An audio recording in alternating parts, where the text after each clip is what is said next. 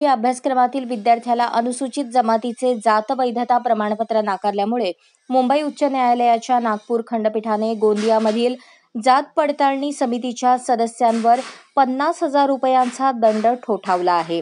सर्व कागदपत्रे असतानाही प्रमाणपत्र नाकारल्याने न्यायालयाने दंड आकारण्याचा निर्णय घेतला.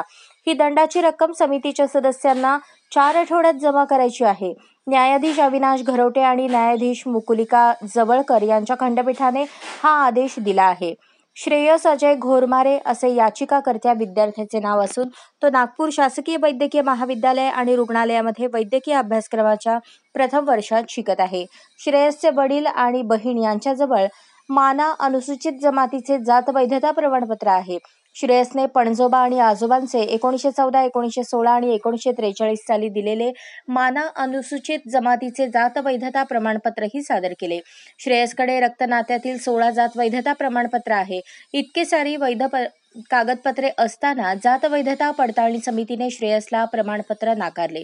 समितीने श्रेयसने सादर केलेल्या स्वातंत्र्यापूर्वीच्या जुन्या कागदपत्रांकडे चक्क दुर्लक्ष करून हे कागदपत्र विचारात न घेता त्याचा जात वैधता प्रमाणपत्राचा दावा नाकारला.